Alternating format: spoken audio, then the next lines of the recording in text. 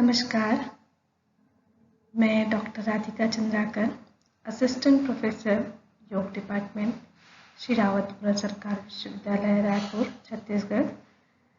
आज का विषय है स्पॉन्डिलाइटिस और उसके यौगिक व प्राकृतिक उपचार। स्पॉन्डिलाइटिस दो शब्दों से मिलकर बना हुआ है। स्पॉन्डिल, जिसका मतलब है वर्टिब्रा, स्पाइनल कॉर्ड की बोन्स को वर्टिब्रा कहा जाता है। आइटिस अर्थात इन्फ्लामेशन।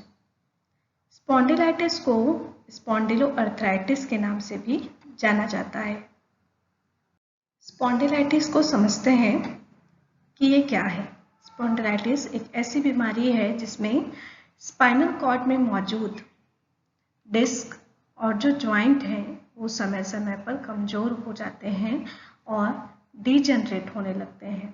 इसमें जो मरीज होता है या जो पीड़ित होता है उसको गर्दन को दाएं बाएं करने में, ऊपर नीचे करने में काफ़ी दर्द महसूस होता है और ये एक आम समस्या है जो स्पाइन यानी रीढ़ की हड्डी को प्रभावित करता है। स्पॉन्डिलाइटिस रीढ़ की हड्डियों की एक असामान्य बढ़ोतरी है, एबनॉर्मल ग्रोथ है, जिसमें वर्टिब्रा के बीच जो डिस्क होता है उसमें कैल्शियम की कमी होने लगती है और धीरे धीरे वो डीजनरेट होने लगता है, इन्फ्लामेशन होने लगता है। स्पॉन्डिलाइटिस में डिस्क दबने लगते हैं, जिसके कारण वर्टिब्रा के आसपास की जो नरम हड्डियां होती हैं, जिसे कार्टिलेज कहा जाता है, वो घिसने लगती हैं, जिसकी वजह से वर्टिब्रास एक दूसरे में रगड़ खाने लगते हैं और डिस्ट्रॉय होने लगते हैं, टूटने लगते हैं, रैप्चर होने लगते हैं।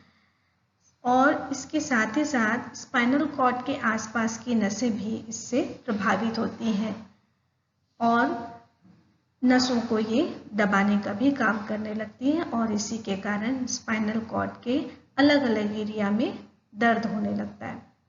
आमतौर पर देखा जाता है कि 40 की उम्र के बाद पुरुष और महिलाओं दोनों में ही ये समस्या देखी जाती है। यदि इसका सही तरह से इलाज न किया जाए तो गंभीर समस्या के रूप में सामने आ सकती है। यह समस्या 40 की उम्र के बाद तो दिखाई देती ही है, साथ ही साथ आज की जीवन शैली में बदलाव के कारण युवावस्था में भी स्पॉन्डिलाइटिस की समस्या ज़्यादा दिखाई देने लगी है। विशेषज्ञों का मानना है कि इस समस्या का सबसे बड़ा कारण है गलत पोस्चर, गलत तरीके से उठना, बैठना, खड़े होने का तरीका। ये सारी आदतें युवावस्था में स्पॉन्डिलाइटिस होने के कारण हैं। दूसरा जो कारण है, महत्वपूर्ण कारण है कैल्शियम की कमी। एक दशक पहले के आंकड़ों की तुलना करें तो इस बीमारी के मरीजों की संख्या 3 गुनी ज़्यादा बढ़ी हुई दिखाई देती है। वे युवा सबसे ज़्यादा परेशान मिलते हैं जो आईटी इंडस्ट्रीज या कंप्यूटर से संबंधित कार्य करते हैं, अधिक समय तक कंप्यूटर के सामने समय बिताते हैं, या फिर मोबाइल की हैबिट्स बहुत ज़्यादा होती हैं, उनमें भी ये समस्या दिखाई देती है। और यह भी देखा गया है कि भारत में हर 7वां व्यक्ति गर्दन और पीठ दर्द या जॉइंट पेन से परेशान मिल जाते हैं। स्पॉन्डिलाइटिस के प्रकार। शरीर के अलग अलग भागों को प्रभावित करने के कारण स्पॉन्डिलाइटिस के 3 प्रकार बताए गए हैं। पहला, सर्वाइकल स्पॉन्डिलाइटिस। स्पाइनल कॉर्ड के सर्वाइकल एरिया में जब दर्द महसूस हो या इन्फ्लामेशन हो तो उसको सर्वाइकल स्पॉन्डिलाइटिस कहा जाता है। इसमें गर्दन में दर्द के साथ साथ दोनों कंधों में, कॉलर बोन में और कंधों के जोड़ों तक भी दर्द पहुंच जाता है। इससे गर्दन को घुमाने में परेशानी महसूस होती है। मांसपेशियों में कमजोरी आने के कारण बाहों को इधर से उधर हिलाना भी कठिन हो जाता है। दूसरा प्रकार है लंबर स्पॉन्डिलाइटिस। स्पाइनल कॉर्ड के लंबर एरिया में जब इन्फ्लामेशन हो या दर्द महसूस हो, स्टिफनेस हो, तो इसे लंबर स्पॉन्डिलाइटिस कहा जाता है। एंकिलोजिंग स्पॉन्डिलाइटिस यह बीमारी जोड़ों को विशेष रूप से प्रभावित करती है। रीढ़ की हड्डी के अलावा कंधों को, हिप्स के जॉइंट्स को भी प्रभावित करती है और स्पाइन को, घुटने को, एड़ियों को, हिप्स को, कंधे को, गर्दन को घुमाने में परेशानी महसूस होती है और साथ ही साथ जबड़े भी स्टीफ हो जाते हैं। स्पॉन्डिलाइटिस के लक्षण। सबसे पहला लक्षण होता है गर्दन या पीठ में दर्द महसूस होना, कड़ापन महसूस होना, स्टीफ हो जाना और कभी कभी यूरिनरी ब्लैडर पर नियंत्रण भी खत्म हो जाता है, कभी भी यूरिन पास हो जाना। और इस रोग का दर्द हाथ की उंगलियों से सिर तक भी हो सकता है। उंगलियां सुन्न महसूस होने लगती हैं, कंधे, कमर के निचले हिस्से और पैरों के ऊपरी हिस्से में कमजोरी और कड़ापन आ जाता है। कभी कभी सीने में दर्द होने लगता है, मांसपेशियों में सूजन आ जाती है। दर्द गर्दन से कंधों तक और वहां से हाथों तक, हाथ से उंगलियों तक भी पहुंच जाता है। सिर के निचले हिस्से और पीठ के ऊपरी हिस्से तक भी दर्द पहुंच जाता है। छींकने पर, खांसने पर या गर्दन की दूसरी गतिविधि करने पर दर्द महसूस होना। शारीरिक संतुलन गड़बड़ा सकता है। समय बीतने के साथ साथ दर्द गंभीर हो जाता है।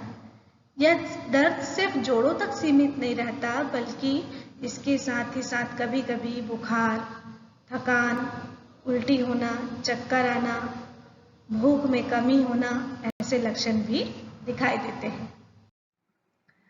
स्पॉन्डिलाइटिस के कारण क्या है, आइए इस पर चर्चा करते हैं। तो जो मुख्य कारण है उसमें से पहला कारण है डिहाइड्रेशन ऑफ डिस्क। 40 की उम्र तक अक्सर रीढ़ में होने वाले जो डिस्क हैं वो सूखने लगते हैं और कभी कभी ऑस्टियोपोरोसिस की भी कंडीशन आ जाती है, जिसके कारण वे सिकुड़ जाते हैं। और डिस्क जब सूखने लगता है या डिजनरेट होने लगता है या घिस जाता है तो उसके कारण वर्टिब्रा मतलब जो स्पाइनल कॉर्ड की हड्डियां हैं वो एक दूसरे में घिसने लगती हैं, जिसका नेगेटिव इम्पैक्ट पड़ता है, नसों पर भी पड़ता है, आसपास के कार्टिलेज पर भी पड़ता है, जिसके कारण दर्द महसूस होता है। दूसरा जो कारण है वो है हर्निएटेड डिस्क। बढ़ती उम्र के कारण स्पाइनल डिस्क में दरार आने लगती है, फ्लूइड बाहर निकलने लगता है।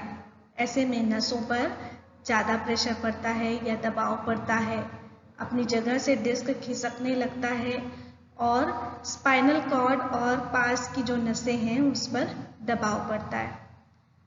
तीसरा कारण है रीढ़ की हड्डियों में उभार आना, बोन स्पर्स। यह बुजुर्ग लोगों में काफ़ी आम परेशानी होती है। वर्टिब्रा के आसपास की नरम हड्डियां, जिसे कार्टिलेज कहा जाता है, वे घिस जाती हैं और जो वर्टिब्रा है उसमें असामान्य ग्रोथ होने लगता है, इसे ही बोन स्पर्स कहते हैं। इस स्लाइड में जो चित्र दिखाई दे रहा है उसके माध्यम से आप समझ सकते हैं कि स्पॉन्डिलाइटिस में किस किस तरह की कंडीशन होती है। नॉर्मल डिस्क आपको दिखाई दे रहा है कि वर्टिब्रा के बीच में जो डिस्क होता है वो शॉक से बचाने का काम करता है और स्पाइन को मजबूत बनाकर रखता है, फ्लेक्सिबल बनाने का काम करता है। स्पॉन्डिलाइटिस के जो कंडीशंस है उसमें डिजनरेटेड डिस्क है, बल्गिंग डिस्क है, हर्निएटेड डिस्क, थिनिंग डिस्क। ये सब कंडीशन के कारण वर्टिब्रा पर के जो कार्य है वो प्रभावित होने लगते हैं और ज़्यादा भार पड़ने लगता है स्पाइनल कॉर्ड पर। इसी तरह से दूसरा चित्र दिखाई दे रहा है। नॉर्मल एनाटॉमी इस प्रकार होती है और जब एबनॉर्मल ग्रोथ होने लगता है स्पाइनल कॉर्ड में या वर्टिब्राज में, डिस्क नैरो होने लगता है, तो इस तरह के स्पॉन्डिलाइटिस की कंडीशन दिखाई देती है। इस स्लाइड में दिखाए जा रहे पिक्चर से भी हम समझ सकते हैं कि स्पाइन की नॉर्मल एनाटॉमी कैसी होती है और जब एबनॉर्मल कंडीशन हो जाती है, जिसे हम स्पॉन्डिलाइटिस कह रहे हैं, उसमें किस तरह की परिवर्तन होते हैं। डिस्क में, वर्टेब्रा में। कुछ और भी कारण हैं जो स्पॉन्डिलाइटिस होने के वजह बनते हैं, जैसे दिन भर गर्दन झुकाकर काम करना, या किसी की जॉब भी ऐसी होती है जिसमें घंटों बैठे रहना पड़ता है एक जगह पर, ऊंचे गद्दे पर सोना या कड़क गद्दे पर सोना, कंप्यूटर में अधिक समय तक काम करना, भोजन में पोषक तत्वों, कैल्शियम और विटामिन डी की कमी होने के कारण भी हड्डियां कमजोर हो जाती हैं और स्पॉन्डिलाइटिस होने के चांस बढ़ जाते हैं। बैठे रहना या खड़े रहना, और खड़े रहने का गलत तरीका भी हो सकता है। भोजन में ही बहुत ज़्यादा मसालेदार और ठंडी बासी चीज़ों को खाना, आलस से भरी जीवन शैली होना, श्रम की कमी होना लाइफ में, तो भी स्पॉन्डिलाइटिस हो सकता है। लंबे समय तक ड्राइविंग करना, ये भी एक कारण है। बहुत ज़्यादा शराब का सेवन करना, कमर की पुरानी बीमारी होना, धूम्रपान और उम्र बढ़ने के साथ साथ हड्डियों का क्षय होना भी स्पॉन्डिलाइटिस का एक कारण हो सकता है, जिसके कारण फ्रैक्चर के बाद भी हड्डियों में क्षय की स्थिति बनी रहती है। मोटापा भी स्पॉन्डिलाइटिस का एक कारण है, क्योंकि मोटापे से स्पाइनल कॉर्ड पर ज़्यादा भार पड़ता है। महिलाओं में अनियमित मासिक धर्म भी स्पॉन्डिलाइटिस का एक कारण हो सकता है। कुछ रिस्क फैक्टर्स भी हैं जो स्पॉन्डिलाइटिस को बढ़ा सकते हैं, जैसे उम्र। बुजुर्ग अवस्था आते तक हड्डियों में डिजनरेशन की कंडीशन आ जाती है, जिसके कारण स्पॉन्डिलाइटिस के चांसेस बढ़ जाते हैं। ऐसी जॉब करना जिसमें घंटों कंप्यूटर के सामने बैठना पड़ता है, तो ये समस्या को बढ़ा सकती हैं। यदि किसी तरह की चोट पहुंची है गर्दन पर या स्पाइन पर, तो उसके कारण स्पॉन्डिलाइटिस होने की संभावना बढ़ जाती है। और एक रिस्क फैक्टर है आनुवंशिकता। यदि पेरेंट्स को है तो हो सकता है बच्चे को भी हो। साथ में वैज्ञानिकों ने यह भी देखा है कि जिन्हें स्पॉन्डिलाइटिस था, उनके जीन में ह्यूमन ल्यूकोसाइट एंटीजन पाया गया। कुछ ये जो समस्याएं हैं वो महिलाओं की तुलना में पुरुषों को रोग होने की संभावना अधिक होती है, ये भी देखा गया। तो ये सारे रिस्क फैक्टर्स हैं जो स्पॉन्डिलाइटिस को बढ़ा सकते हैं। आइए देखते हैं नेचुरोपैथी ट्रीटमेंट। स्पॉन्डिलाइटिस के पेशेंट को प्रतिदिन एब्डोमिनल मड पैक दिया जा सकता है। पेड़ों पर मिट्टी की पट्टी लगा सकते हैं। यदि तनाव की स्थिति बन रही है तो फोरहेड पर भी मिट्टी की पट्टी लगा सकते हैं। हफ्ते में एक बार संपूर्ण शरीर पर मिट्टी का लेप लगा सकते हैं 1 घंटे तक। साथ ही गर्म ठंडा सेक दे सकते हैं कंधों पर, पीठ पर। लोकल स्टीम बाथ गर्दन और हाथों पर दिया जा सकता है। साधारण स्नान दिन में 2 बार गुनगुने पानी से दिया जा सकता है। सुबह सन बाथ लेने के बाद हिप बाथ दिया जा सकता है 15 से 20 मिनट के लिए। हफ्ते में 2 बार शरीर से विजातीय द्रव्य को बाहर निकालने के लिए एनिमा दिया जा सकता है। कंधों और पीठ की मालिश के लिए लाल रंग के तेल का प्रयोग किया जा सकता है, जिससे फिर से प्राण शक्ति का संचार होगा और जितने भी दर्द हैं उसे दूर किए जा सकते हैं। रंगों की ही और बात करते हैं तो पीले रंग के सूर्य तप्त जल का सेवन कराया जा सकता है 2 खुराक 50-50 ग्राम। और इस रंग से मिट्टी की पट्टी को भी बनाया जा सकता है। इंफ्रारेड लाइट से सिकाई की जा सकती है। यहाँ पर ध्यान रखेंगे कि स्किन से 2 फीट की दूरी में ही लाइट को रखा जाना चाहिए। उपवास शरीर से विजातीय द्रव्य को हटाने के लिए, रोग को दूर करने के लिए उपवास भी एक प्रबल माध्यम है। शुरुआत में जब रोग गंभीर अवस्था में हो तो पेशेंट को सिर्फ पानी पर रखा जा सकता है। बीच बीच में रसोपवास कराया जा सकता है या रस वाले आहार दिए जा सकते हैं, फल वाले आहार दिए जा सकते हैं और फिर उनके डाइट को लिक्विड से सॉलिड क्योर किया जा सकता है। बहुत ज़्यादा अम्लीय पदार्थों से दूर होना चाहिए। जितना हो सके सात्विक आहार पर ऐसे व्यक्ति को या ऐसे पेशेंट को रखना चाहिए। स्पॉन्डिलाइटिस को दूर करने में योग चिकित्सा की भी महत्वपूर्ण भूमिका है। ऐसे पेशेंट को हम आसनों में पवन मुक्तासन सीरीज 1 करा सकते हैं और धीरे धीरे जब उसकी क्षमता बढ़ने लगे, अच्छा महसूस करने लगे पेशेंट, तो धीरे से वज्रासन, भद्रासन, आकर्ण धनुरासन का अभ्यास करा सकते हैं, मकर आसन करवा सकते हैं, मार्जरी आसन, सर्पासन, पद्मासन करवा सकते हैं और धीरे धीरे गति प्रदान करते हुए मत्स्यासन, योग मुद्रा आसन, सुप्त वज्रासन, सरल धनुरासन, अर्ध मत्स्येंद्रासन का अभ्यास करा सकते हैं और अंत में शवासन का अभ्यास। यहाँ पर ध्यान रखेंगे कि आसन कभी भी क्षमता से अधिक नहीं होने चाहिए। जितना पेशेंट आसानी से कर सकता है, प्रसन्न मुद्रा के साथ कर सकता है, उतनी ही क्षमता के अनुसार उसे करवाना चाहिए। प्राणायाम में भ्रामरी प्राणायाम, उज्जाई प्राणायाम और बिना बंध के नाड़ी शोधन प्राणायाम बहुत ही महत्वपूर्ण है। इन तीनों प्राणायामों को 3-3 बार या 3-3 राउंड करवाया जा सकता है। प्रतिदिन नेति का अभ्यास करना चाहिए। ध्यान में अजपा जप, अंतर मौन का अभ्यास करें। अजपा जप और अंतर मौन जो अभ्यास है वो शरीर में हो रहे दर्द या किसी परेशानी को कम करने में और उस ओर भावना को या सेंसिटिविटी को कम करने में मदद करते हैं। शीतलीकरण के लिए प्रतिदिन इन अभ्यासों के पश्चात योग निद्रा का अभ्यास 20 से 25 मिनट के लिए किया जा सकता है और ओम का उच्चारण, गायत्री मंत्र मानसिक तनाव को दूर करने के लिए, सद्बुद्धि प्रदान करने के लिए बहुत ही महत्वपूर्ण है। और जितने भी रोग होते हैं उसका मुख्य कारण तनाव या मानसिक द्वंद्व भी होते हैं, जिन्हें दूर करने के लिए स्वाध्याय, अच्छी पुस्तकों का पठन पाठन और सत्संग बहुत आवश्यक है। स्पॉन्डिलाइटिस के पेशेंट को किन नियमों का ध्यान रखना चाहिए या किन सावधानियों का ध्यान रखना चाहिए, ये चर्चा करते हैं। सबसे पहला, सही पोस्चर अपनाना चाहिए। बैठने, खड़े होने के लिए, चलने के लिए सही तरीके से उठना बैठना चाहिए।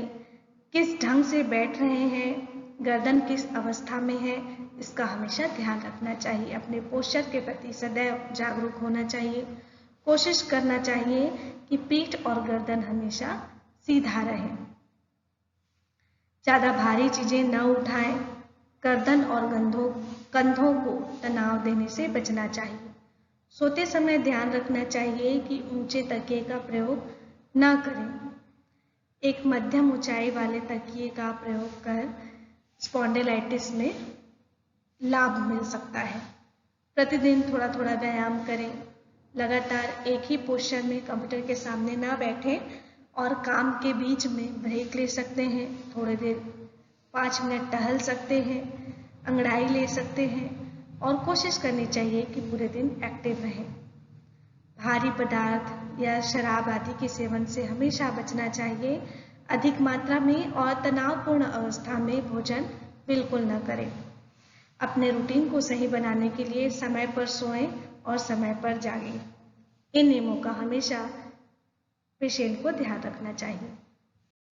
यदि स्पॉन्डिलाइटिस का ट्रीटमेंट न किया गया तो कुछ जटिलताएं सामने आती हैं, जैसे आंखों में दर्द, दृष्टि में धुंधलापन होना या आंखों में लालिमा आना, सांस लेने में कठिनाई महसूस होना, दिल की समस्याएं होना, हृदय की गति में या लय में अनियमितता आना, ये समस्याएं देखी जाती हैं। इस प्रकार स्पॉन्डिलाइटिस को योग व प्राकृतिक चिकित्सा के उपचार के द्वारा कम किया जा सकता है और गंभीरता को दूर किया जा सकता है। धन्यवाद।